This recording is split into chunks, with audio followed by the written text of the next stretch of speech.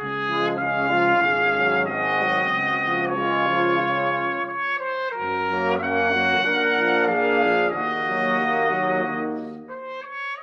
1st of October, 1918.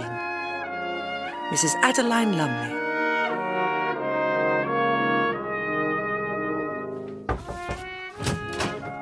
Mrs. Lumley? Oh, Mrs. Tally, come in, come in. I'm sorry to trouble you. Not at all. What can I do for you? Well, I'm afraid I need to hand my notice in. Oh, I'm sorry to hear that. Because I'm going to have a baby. Oh, but that's wonderful news.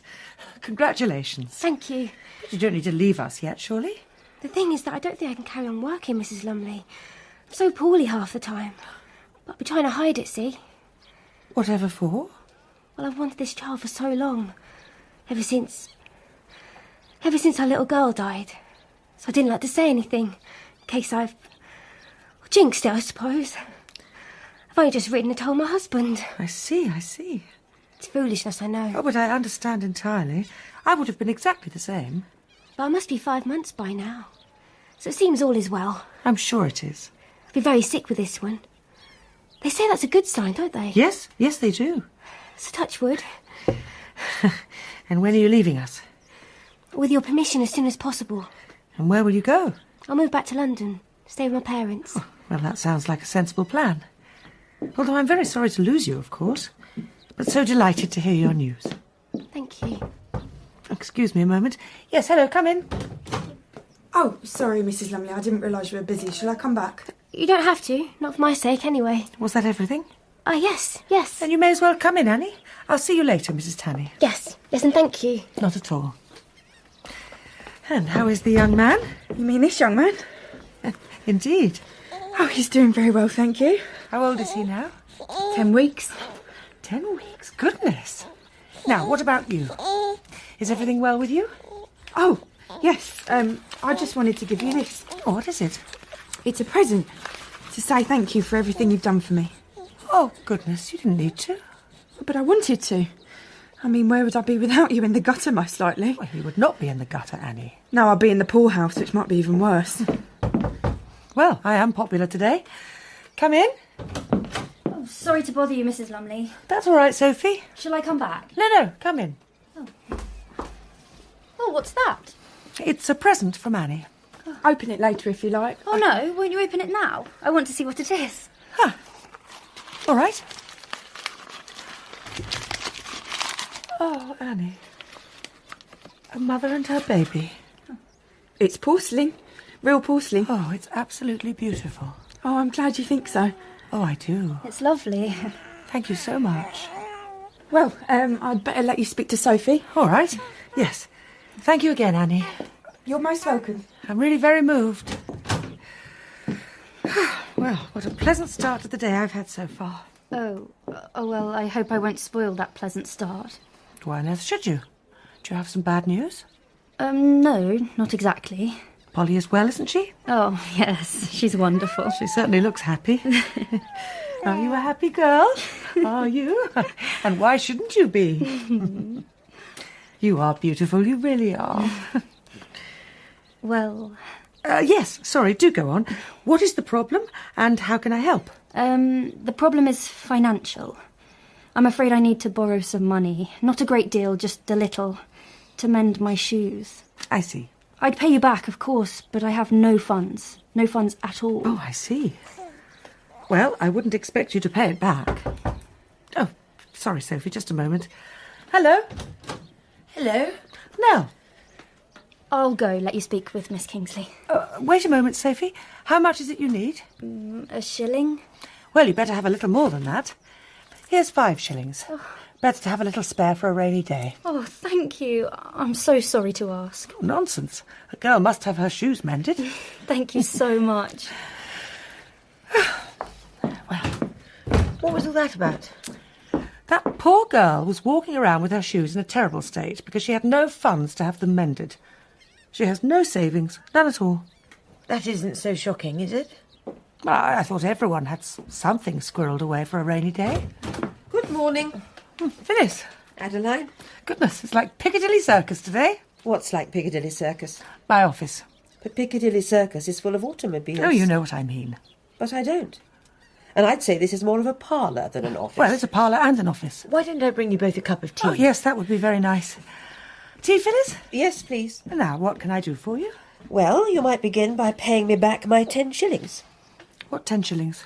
The 10 shillings I paid for the coal licence. Oh, I see. I don't get by on £500 a year by giving half of it away, you know. 10 shillings is hardly half of £500. I thought you were supposed to be good at mathematics. Adeline. Sorry, it was a joke. Sorry, honestly, I was joking. But money is no laughing matter, Adeline. Something which, quite frankly, you seem unable to appreciate. Do you know, I have absolutely no desire to fall out with you. But you think I want to fall out with you? What, do you? Not at all. Well, I'll only say that here at Keeper's Lodge we are running a charitable home for young unmarried mothers. And if you could see the 10 shillings as your donation, then that would be wonderful. Well, if Keeper's Lodge is a charity, then you shouldn't have to be paying for a coal licence at all.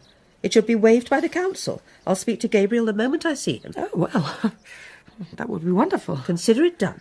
Oh, you are clever, Phyllis. I would never have thought of asking. But it's so important that you learn to think this way, Adeline, dear. Well, yes, I suppose it might be. Listen, there's another thing. Apart from your 10 shillings? What? Another thing apart from your 10 shillings. Oh, yes. Yes. Now, I had another thought regarding Victor and Kitty. Oh, what was that? They must come to Tynemouth and live at Collingwood. I thought we agreed that running the estate would be too much for him. Well, yes, we did.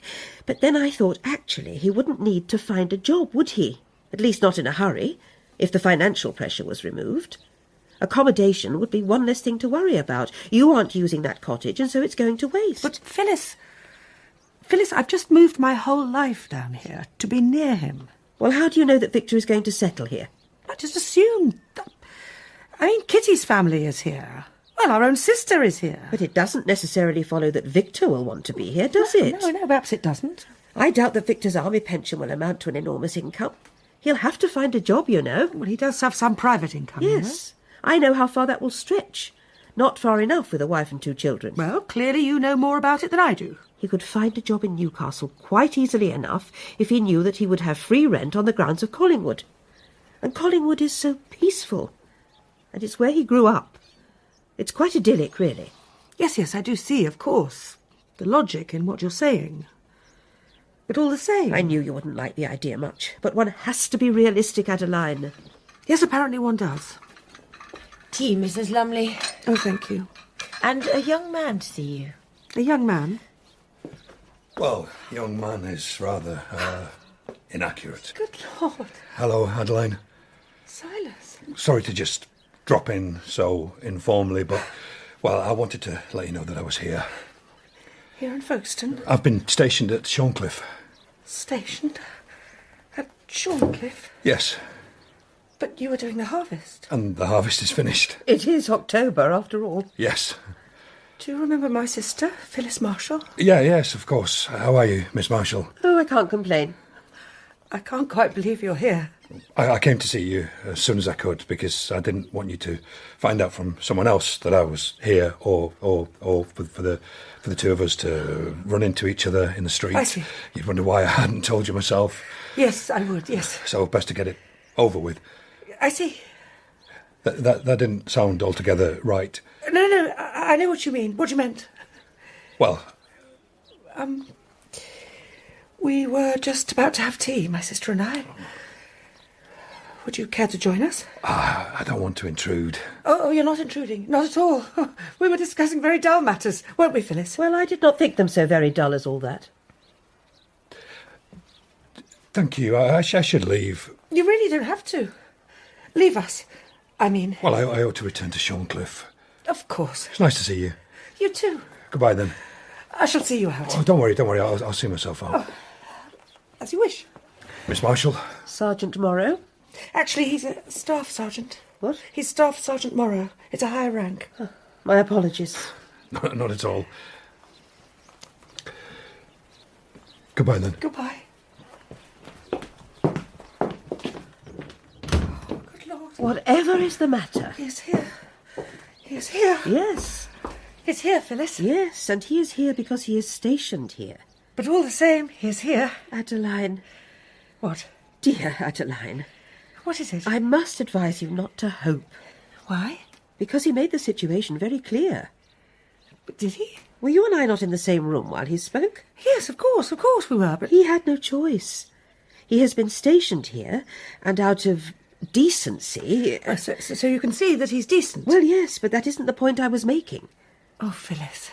Out of decency, he has come to let you know, so there can be no misunderstandings. You really think that's it? I do, dearest. I see. But at least Bulgaria is out of the war. Sorry? Didn't you hear? No. Didn't you read the paper? I haven't had the chance to read anything this morning. Bulgaria has surrendered. Oh. Which cuts Turkey off from any chance of German assistance. It also opens up the Black Sea to our submarines. Adeline, are you listening? Isn't it funny how we hear what we want to hear? What do you mean? Well, I really thought there was a chance that Silas was here to see me.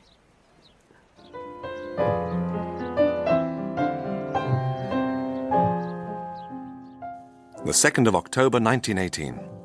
Councillor Hilary Pierce. Councillor Pierce. Inspector Forrester. I was just coming to see you. Really? Might I take you to lunch?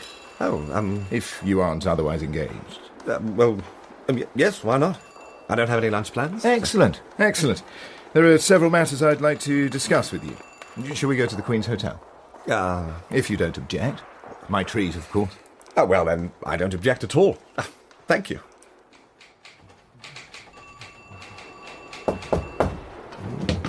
Councillor Graham? Hilary, come in, please take a seat. Oh, let me be the first of many to congratulate you on your brother's civic award. Yes, well, thank you. Fixing 6 communication lines in one night while under enemy fire. You must be incredibly proud. Proud to bursting. Although, I do hope no one accuses me of nepotism. Nepotism? Who would do that? Well, I've no idea. The council was unanimous. This award is entirely deserved. The question is, when might Laurie be available to attend the civic ceremony? I shall write to him today. Excellent, excellent. I thought perhaps we ought to honour Adam Wilson on the same day. Without his quick thinking, we would have lost a locomotive to the Channel. You wouldn't object? Of course not. We can celebrate 2 Folkestone heroes in one day. Now, why weren't you at the Earl Radnor event last night? Because I wasn't invited. Oh, well, it wasn't anything much, actually. It was just a few councillors having drinks at the Grand. Not all of us were there by any means. I imagine, what with you being relatively new to the role of councillor, Earl Radnor didn't immediately think of you. Yes, well, that's probably it. Now, to business. Mayor Penfold wants to set up a reconstruction committee. And what does he want to reconstruct? Folkestone. But it's not as if there are buildings which need rebuilding. No, I think it's more of a metaphor. I think he means he wants us to find ways of reconstructing Folkestone as a seaside resort. The seaside destination it used to be. We must have something to say about that at the next meeting, so get your thinking cap on. All right.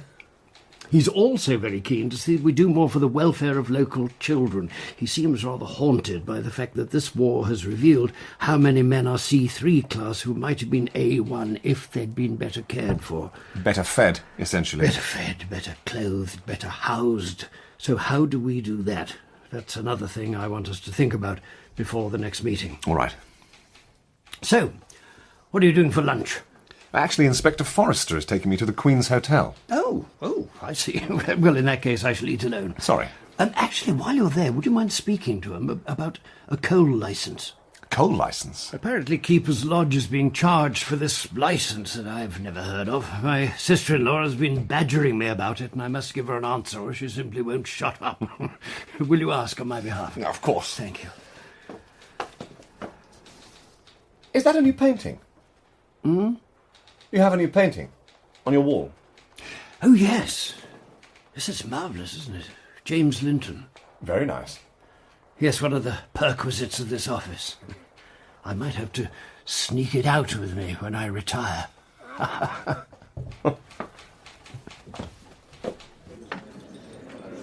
And what can I get you, sir? I'll have the chicken, please.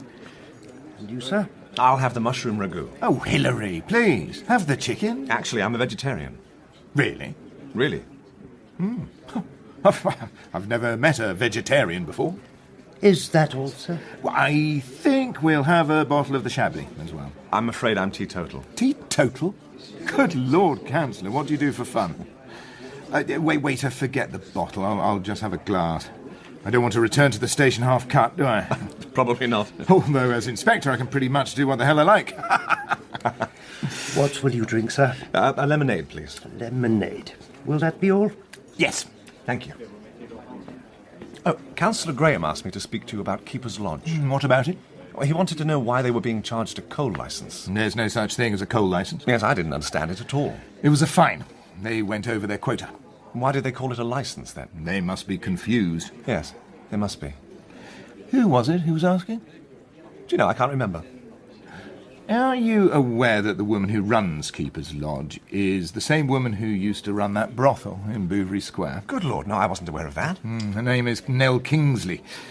She used to be a nurse who was sacked for stealing medicine. I had no idea. She's not an honest character, and I'm amazed that Councillor Graham's sister-in-law employed her. Well, presumably she isn't aware of this woman's history. Presumably not. Should I tell Councillor Graham, do you think? Perhaps it's best not to cause trouble for now. But we ought certainly to keep an eye on her. Indeed. So, this is what I wanted to discuss. I'm all ears. It was announced today that nearly 250,000 homes will be delivered by local authorities with financial aid from the government. Yes. So, under this scheme, local authorities will be putting building contracts out to tender. And whoever wins them is set to make a decent profit. Correct me if I'm wrong. No, you're perfectly right. Well, the announcement is timely, at least from my point of view. There's a new local consortium, forward-thinking types, and we hope to begin building the decent houses that Folkestone so desperately needs. And you wanted to speak to me because I'm on the council? Well, yes, there is that, of course. But more importantly, we would like you to consider joining the consortium. Really? Why are you surprised? Well, I don't know. I imagine you'd be much better off going to someone like Councillor Graham. Gabriel Graham is a wonderful councillor, of course, but he is rather old school. He still thinks in terms of philanthropy. But this country needs to build like it's never built before. I agree. So our consortium will build Folkestone homes for Folkestone heroes. Catchy. I thought perhaps your brother Laurie could be one of the first soldiers that we house. We could offer him a hefty discount. Do you think the rest of the consortium would agree to that? Well, I think we're all aware that some slippage is inevitable, even essential to get a job done, even to make a job worth our while. I see. Your experience of developing the huts at Sandling was very successful, I recall. Yes.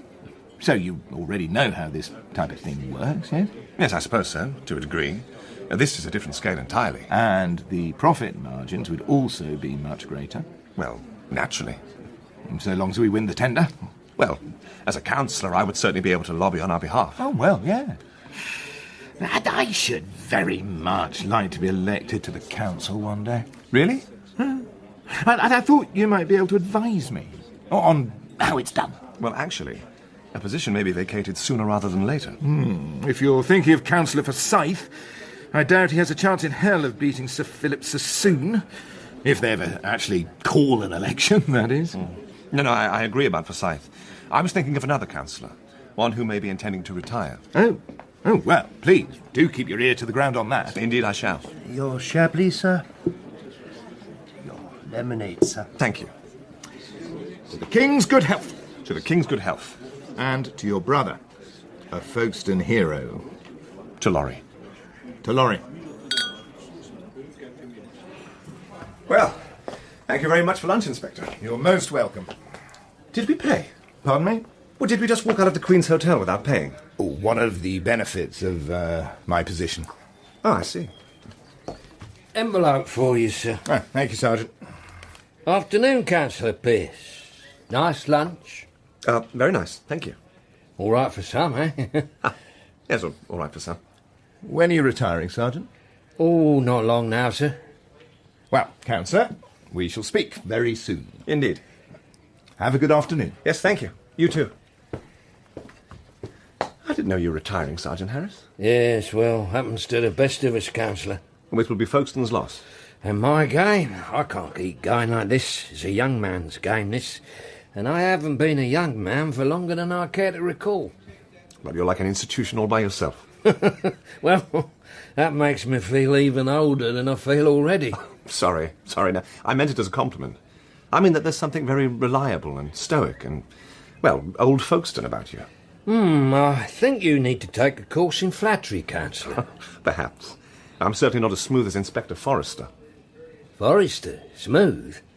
It's not what I'd call him. Come. Ah, Councillor Graham. Not disturbing you, am I? Oh, not at all. Come in. How did you get on with Forrester? Oh, very well, thank you. And what did he say about the coal licence? The coal licence? For Keeper's Lodge. Oh, well, they're confused, apparently.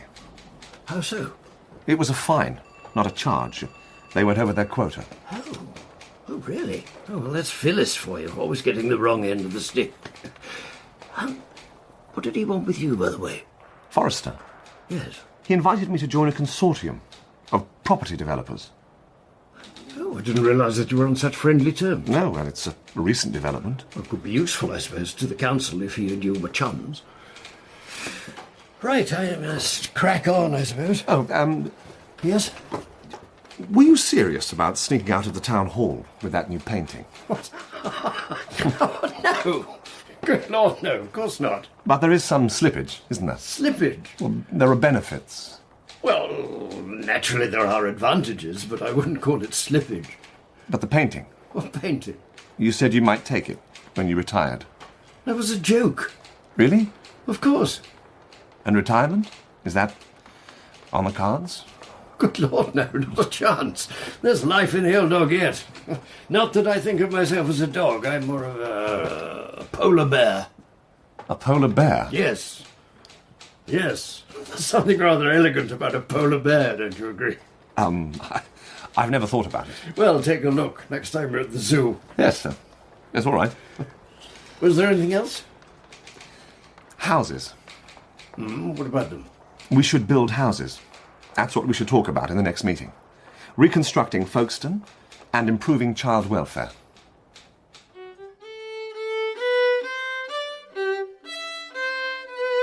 The 3rd of October 1918. Edie Chadwick. Oh, Miss Chadwick. Mrs. Edkins. Might I have a word with you about this book? It's called Despised and Neglected. I mean, rejected. Despised and rejected. But it's the same thing, isn't it? Rejection and neglection. I don't think neglection is a word. Are you quite sure? Fairly sure, yes. Now you mention it. Neglection. Oh, I don't think it is a word. Oh, isn't it funny what the mind does? What was it you wanted to ask? Oh, yes, well, it wasn't what I was expecting at all. What were you expecting? Well, something a bit less troubling. Oh, well, why don't I take that and try and find you something in the romance section? Well, that's the thing, you see. I think I've read most of them, but actually it was very confusing. I was wondering if someone could explain it. Explain it? Have you read it? No, I haven't. Oh, that's a shame. I wonder if Mr. Snooks read it. I don't think he has, no. Well, you're most likely right there. I always think that Mr. Snook is one of them that's never been kissed. I mean, I don't mean anything by it, but he strikes me as a lonely man. You're not interested, are you? In what? In Mr. Snook? No, Mrs. Edkins, I'm not. Oh, that's a pity. That is a shame. Oh, but you're too young and lovely for him, clearly. Oh, what was I thinking? But some women do fall for a man who isn't handsome, you know. My husband wasn't much to look at, God rest his soul, though he had a certain charm, a certain je ne sais quoi, if you will. Why don't I take that? Take what? The book. Oh, the book. Well, wait a moment, Miss Chadwick, because I'd like to read you this, so you get the idea of what I'm on about. Well, I should really get on with sorting these I've folded the page. Just a moment. Oh, here we are. Then you came along and I spotted you at once. And seeing that the taint was in you too, I thought it must make you as lonely and miserable as it made me. And I imagined that the two of us could fight the loneliness better together. This is the thing. Is the taint what I think it is, or have I got it wrong? Mrs. Edkins, please. You do know, don't you? You do know what they're talking about by the taint? Yes. Well, that's what's so confusing. I feel actual sympathy for these people. I mean, they're not real. I know they're not real, but they feel real, and I feel sorry for them. People like that. Listen to this bit. We're both right over the borderline of the normal. Just a moment, Mr. Snook. And we've got to have the courage to face out that knowledge. Mrs. Edkins. And above all, to be true to ourselves. Mrs. Edkins, what are you doing? Hey, there's no need to shout. This is a library. You of all people should know that. Please, give me that book. Where did you get this from? Why, from here. From this library? Yes. Well, yes. This isn't a library book. Ah, it is. I found it in the romance section. See, it's got one of those numbers on. This book has been banned. Banned? From the library? Not just from the library. From every home in the country. But why? Because this is a very dangerous book. How do you mean? I mean that it's full of dangerous ideas. Well, it's very confusing, but... It is highly anti-war and anti-patriotic. I suspect an enemy agent is at work. An enemy agent? Someone must have planted this book in the library as an act of sedition. Oh, my Lord. I'm sure they didn't. Well, how did it get here, then? And with the correct Dewey Decimal Code. Well, I don't know. That person is either an enemy agent or a pacifist. Well, I had no part in it at all. This is the second time I've discovered this book in the library. I'll have to confiscate it from you, Mrs. Edkins. Oh, but I don't want it. I was just bringing it back. I was just asking Miss Chadwick to explain it to me. That's right, yeah. But she couldn't because you've not read it, have you, love? No, I haven't, no. Please tell him, Miss Chadwick, please tell him that I'm not an enemy agent or a pacifist. Be my witness. I think Mr. Snook knows that, Mrs. Edkins. The publisher is on trial as we speak, C.W. Daniel, and he claims that he wasn't aware of the content, which is laughable. Well, I wasn't aware of the content either. Not when I took it out. Oh, the trouble you can get yourself into with a book. Oh, my heart's going on like boom, boom, boom, like a hammer inside my ribs. I'm sure Mr. Snook didn't mean to alarm you. Oh, but he did. Well, my apologies, Mrs. Edkins. I think I need a glass of water. A glass of water? Could you fetch me one, please, Mr. Snook? Certainly. Oh. Why don't you sit down and wait for your water? Thank you. You are kind. Well, I'd better get on. Lots of books to put back on the shelves. Well, make sure none of them are dangerous. I'll try. They say reading is supposed to improve the mind, but they don't warn you of the hazards, do they? No, they don't. I need another copy. You're getting through them. It's not my fault that Snook keeps getting a hold of them. I was joking. Oh. Here. Thank you. Will you stay for a cup of tea? I need to go. You can stay for a cup of tea, surely. All right. Did you see the piece in the Times? No, I didn't. It was last week. They actually named Rose Alatini as the writer. Oh. I kept the newspaper. Do you want to see it? Aye. Look. A pernicious book, that's the headline. It says that there were statements in the book that were likely to interfere with recruitment and discipline. And it quotes this passage. Lasting peace can never be obtained by war, because war only breeds war. How is she, Rose? Is she all right? She's devastated. And I'm devastated for her. She must have known, though, that it was going to cause some trouble, like. Yes, of course. That's how we came up with the pseudonym. Actually, that was me. I came up with the pseudonym. Did you? Don't you remember?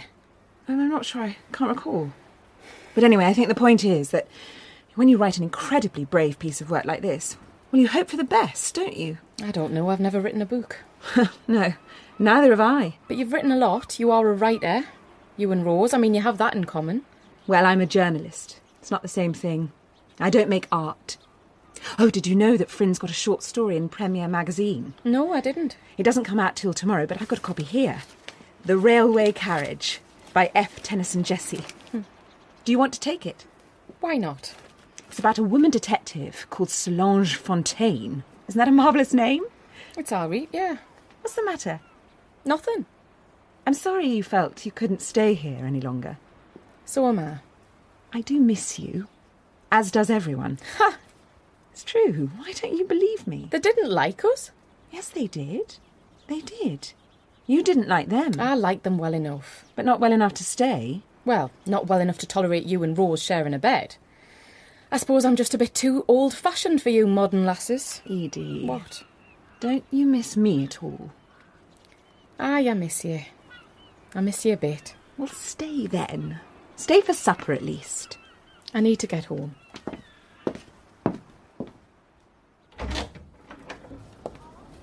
Miss Chadwick.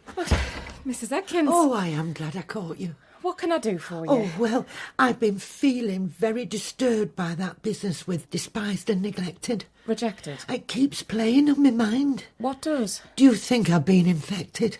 What do you mean? With seditious thoughts? No, I don't. But how would I know? That's not how these things work. I mean, not that I know a great deal about it. But that's what's worrying me, see. None of us know a great deal about it.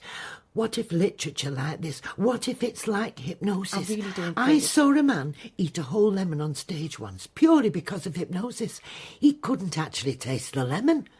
What if it's like that? Mrs. Atkins. Oh, the world is so frightening. Well, we've just got to take courage, haven't we? That's a very commendable attitude, Miss Chadwick. Wait, I best be, Can I just ask you one more thing? Yes? If you could vote, who would you vote for? I'm finding it so confusing.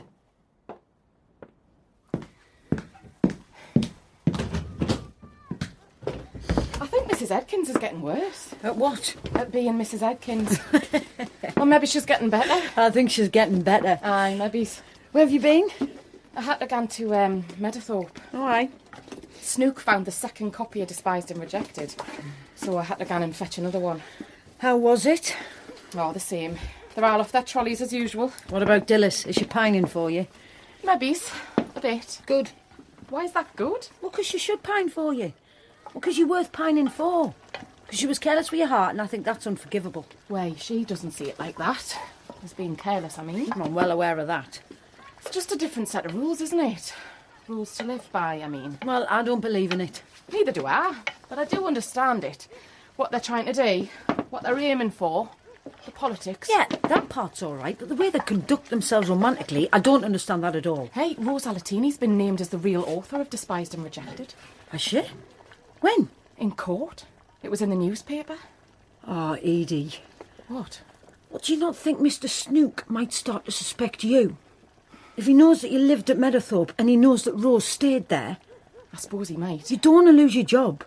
But I would. I would do for this. It's important. Oh, it's only a book. But an important book. Written by the woman who broke your heart. She did not break me heart. Oh, I thought she did. Well, Dillis and her being together. I was only unhappy for about a week. A month? Maybe's. Are you hungry? I'm starving.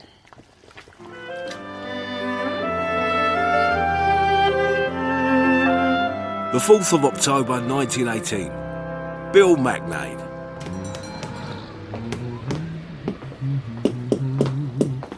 Reverend Paul! Bill MacNade. As I live and breathe. I wasn't aware that you were back in Folkestone. Yes, indeed I am. Recently returned from Brighton and already gainfully employed. So I see.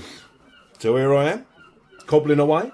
Of course it's God I should be thanking, because God probably had a hand in it, in me getting the job. God has a hand in most things, doesn't he? Indeed he does. But perhaps the fact of me being a war hero had something to do with it too. Not that I'm a bad cobbler, not at all, if I do say so myself. Now, what was it you needed doing? Oh, yes. I was wondering if you could repair the soles on these shoes. These shoes have seen better days. Yes. Didn't realise vicars were so hard up. Well, I'm actually only a curate. Still, it's a crying shame, Reverend. You should ask for a raise, you should. But I, Bill MacNade, will have these sorry-looking creatures like sparkling new in 6 jiffies. 6 jiffies. Yeah, I picked that up from Captain Summer. You acquainted with Captain Summer?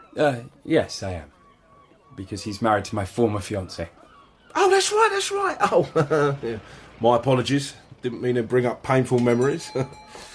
Oh, Miss Beckwith. Good morning. You acquainted with Reverend Paul? No. Miss Beckwith lives at Keeper's Lodge, don't you, miss? Ah, Keeper's Lodge. It's a wonderful place. Yeah, she was a sinner like me. Not just like me, of course, because, well, for me it was the demon drink, and for Miss Beckwith... Are my shoes ready? Yes, indeed they are. Oh, good. Is this your daughter? Yes. What's her name? Suffer little children who come unto me. That's what Jesus said, isn't it? Oh, yes, he did. I never understood why he said that. I think what he meant was... Allow me, Reverend. What he means is, you've got to work at it to get into the kingdom of heaven. They don't just let anyone in. Yeah, I'm one of you lot now, Reverend. Sorry, what do you mean? Well, I've become a bit of a lay preacher. Well, it's practically a vicar, isn't it? Yeah, I can be found preaching outside the British line, preaching the word of the Lord. Miss Beckwith, you should come up and have a listen. How much? Oh, I don't charge for listening. That wouldn't be right, would it, Reverend? I meant for the shoes. Of course. Yeah, the shoes is 9p. Oh, thank you. Thank you. Ta-ta, then. Goodbye, Mr. MacNaid.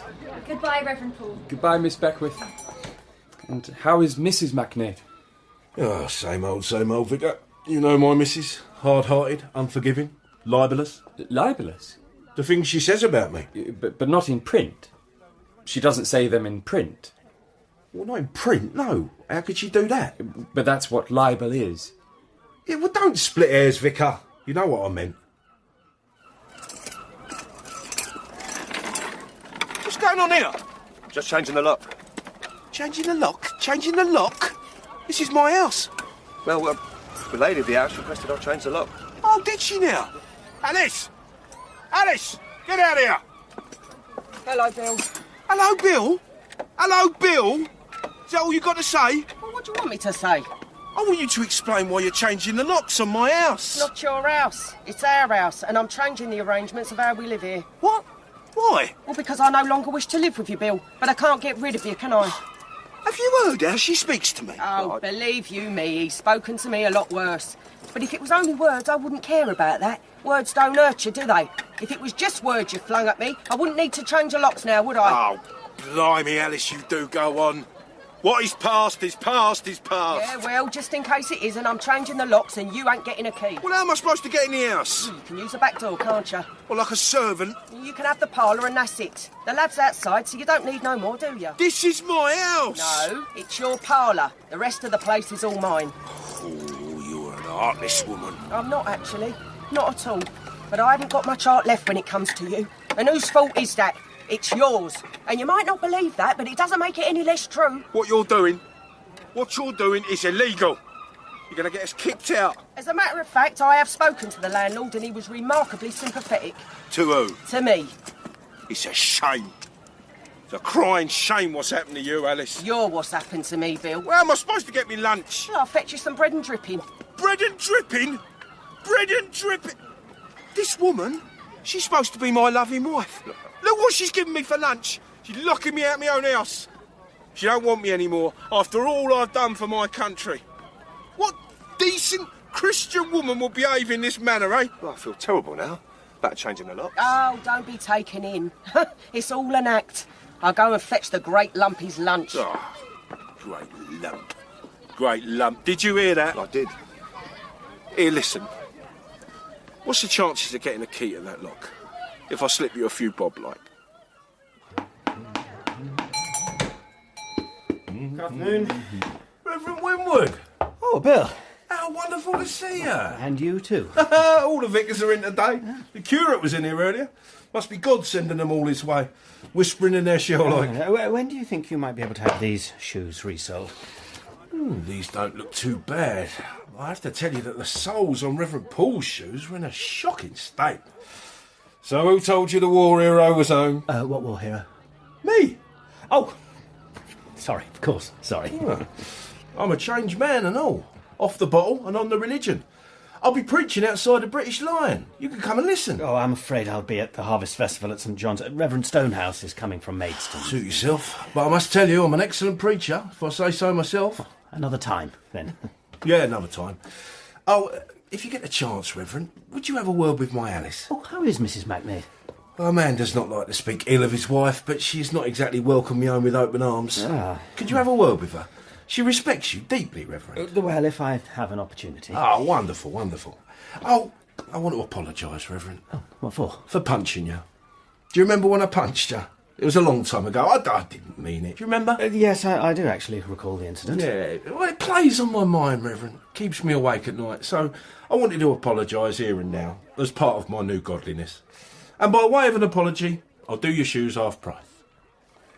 Now I say to you, Proverbs 23, Bill! Do not join those who drink too much wine, for drunkards become poor and drowsiness clothes them in rags. Bill! Hello, Harry. What are you doing preaching abstinence outside my pub? It's Harry Pankhurst, ladies and gentlemen, purveyor of the demon drink. Why don't you shut off and do your preaching somewhere else? Because here's where I'm needed, Harry. As Isaiah says, woe to those who rise up early in the morning to run after their drinks, who stay up late at night till they're inflamed with wine. They have harps and lyres at their banquets, and tambourines and flutes, but they have no respect for the Lord. And you have no respect for my pub. Excuse me? Yes, sir? How can I help? Do you know the way to the cemetery? The cemetery? On Cheriton Road? I'm not here to give directions. I'm here to preach the word of the Lord.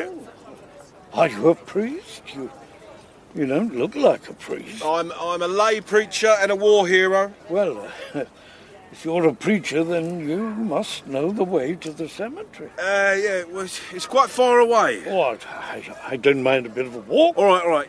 You've got to go to the end of the road, turn right. You go past the town hall, you keep going, left onto Cheriton Road, keep going. You cross the railway track, you're there. I see. So, at the end of this road, I turn left? No, you turn right. Oh, so it's right then right again? No, it's left at... Oh, blimey, just a minute. Right, ladies and gents, that's it for today, I'm afraid.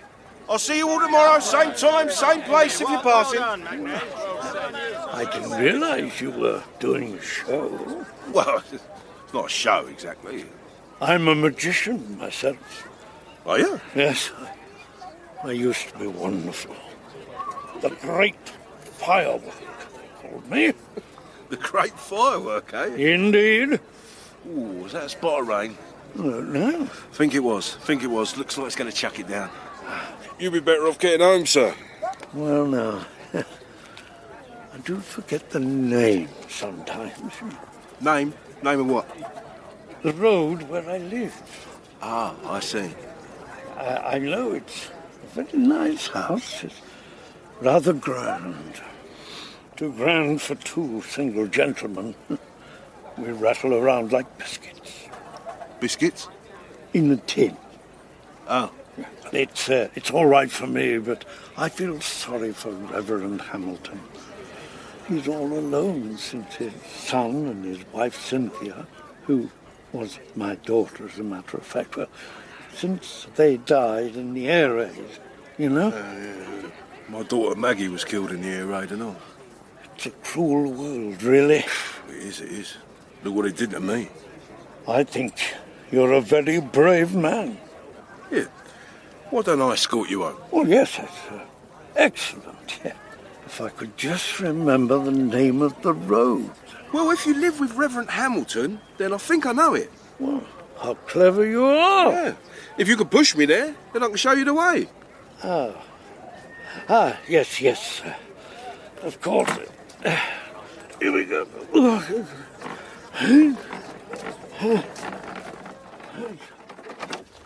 Ah, there you are, Dickie. Hi, sir.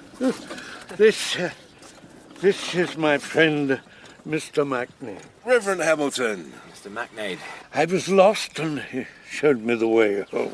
All part of the job. What job is that? As a lay preacher, they who are lost, I show them the way. Well, thank you, Mr. MacNaid. Thank you very much. Why don't you go inside and have a rest, Dickie? All right. I don't mind if I do. It was a pleasure meeting you, Mr. MacNaid. Well, a pleasure meeting you too, Mr. Manchester, sir. Might I offer you some recompense? Put it in the poor box, Vicar. I'm just doing God's work. There's no charge for that. Well, you do charge, of course, what with you being a vicar. But that's different, isn't it? Anyway, so, thank you, but no thank you. It was my pleasure to bring Mr. Manchester home safely. Although, come to think of it, there is something else you could do for me. If it's not too much trouble, of course.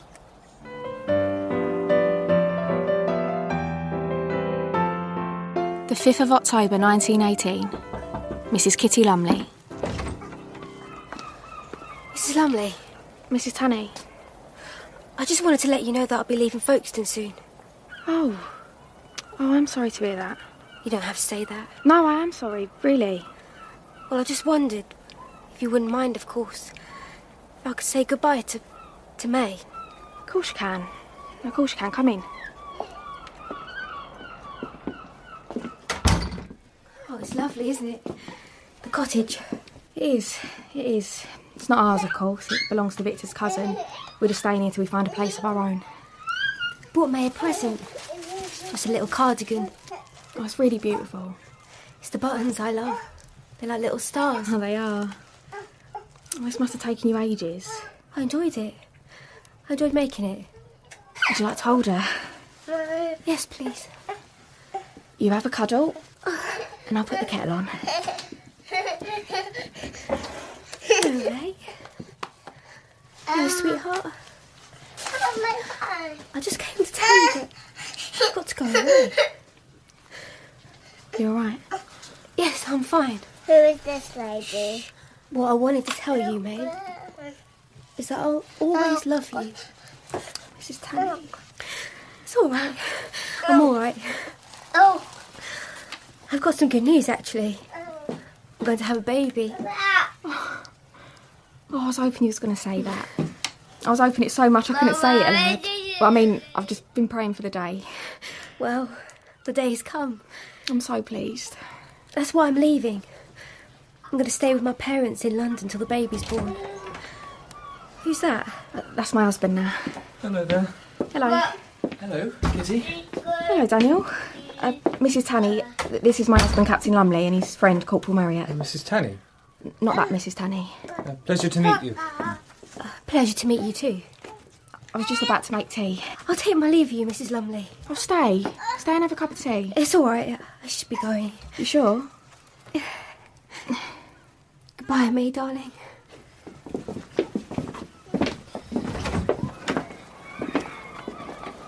If you're ever passing, you can come and see her. You can always come and see her. Thank you. You take care of yourself, Mrs. Tunney. Good luck with everything. You too, Mrs. Lumley. Goodbye. Goodbye. Everything all right? Yeah. Who was that woman? Oh, she works at Keeper's Lodge. Well, she did. She's leaving, actually, but we've become friendly, so she was just saying goodbye. Train. Where did he get that? Daniel brought it. Oh, really? Oh, you shouldn't have. Oh, I wanted to. It's the cost you a fortune. Not a fortune. I brought you something. It's a corn dolly. Oh, thank you. Everyone makes them at the end of the harvest. Oh, did you make this one then? I did, indeed. Oh, very clever. And I brought you a book, Victor. Thank you. Well, unwrap it then. Yes, of course.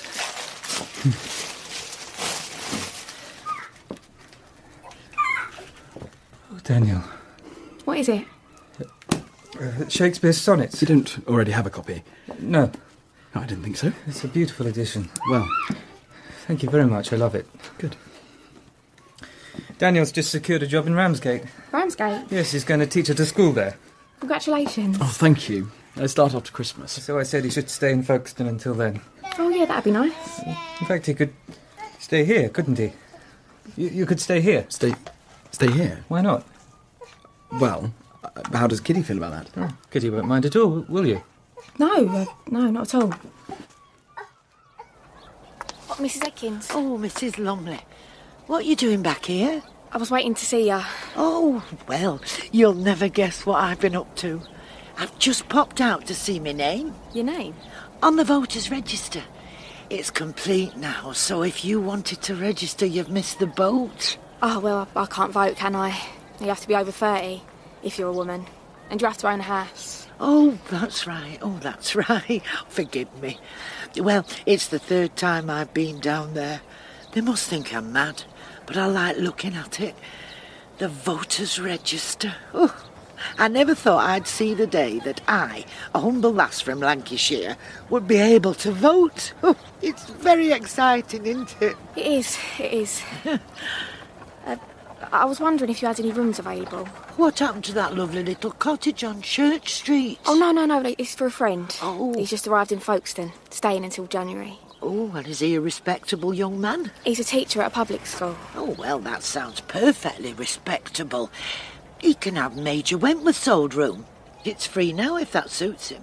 I'll let him know this afternoon. That's very helpful, Mrs. Ekins. Very helpful. Oh, I aim to please Mrs. Lumley. Are Mary in an Edie home, do you know? Well, I don't know. I've no idea. I don't like to keep tabs on me guests, Mrs. Lumley. I like them to feel free, to come and go as they please. Would you mind if I went up to say hello? Not at all. Not at all. Oh, Mrs. Lumley. Yeah? If you could vote in the next election, who would you vote for? I don't know. I haven't really thought about it. Oh, you see, the Women's Party have appealed for us to support the Prime Minister in order to ensure victory and unity and prosperity. Was that who you'll vote for, then? Well, I think I better add, because I don't want to be accused of being anti-war. But isn't it a secret, how you vote? Well, you never know who's watching, though, do you? Apparently, there's enemy agents lurking in the library. What? Yeah, it's true, according to Mr. Snook. Kitty. Hello, Marion. What's the matter?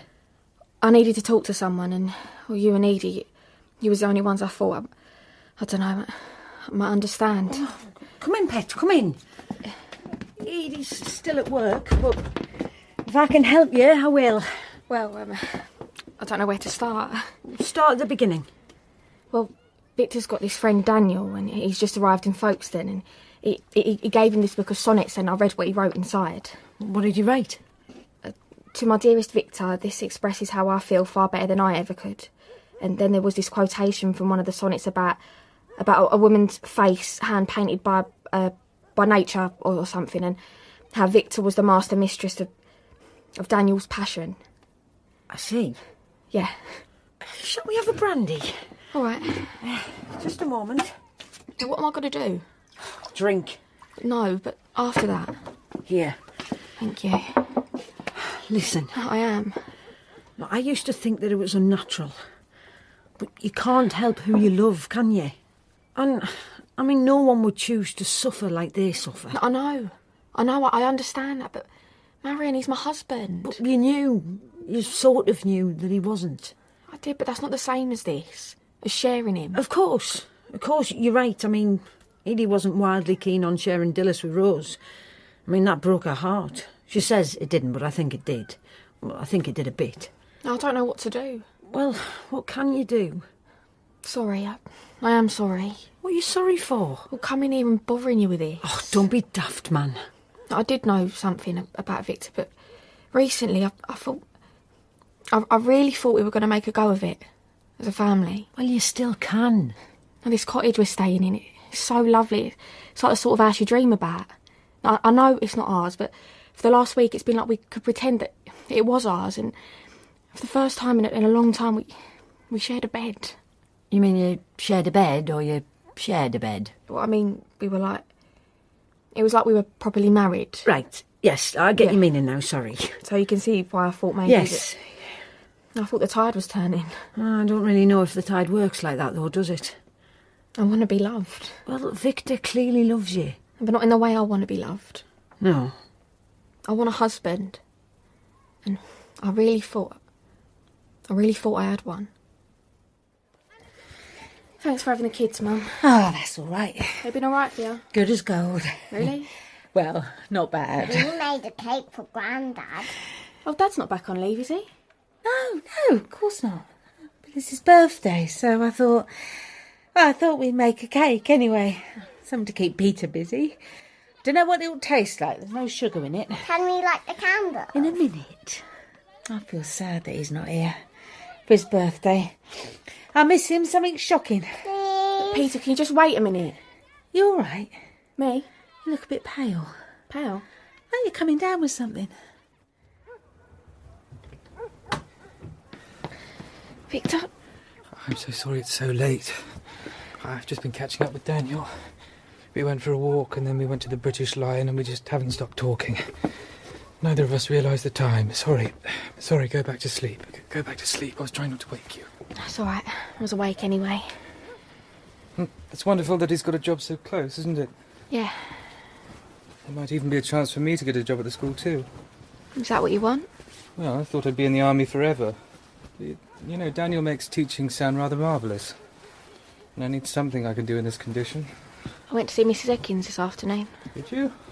I wanted to find out if she had a room for Daniel. But I thought Daniel could stay with us. Yeah, but then I was thinking about that, and well, we've actually no idea how long Isabel will let us stay in this house, and well, she asked us to leave, and Daniel have nowhere to go, will he? That's true, I suppose. It's all right for us, you know. We can always go and stay at my mother's or your mother's or somewhere, but Daniel doesn't know anyone else in Folkestone. It's very true. I hadn't thought of that. She has a room free at the moment, and well, I think he should take it before someone else does. Thank you, Kitty. What for? For being so thoughtful.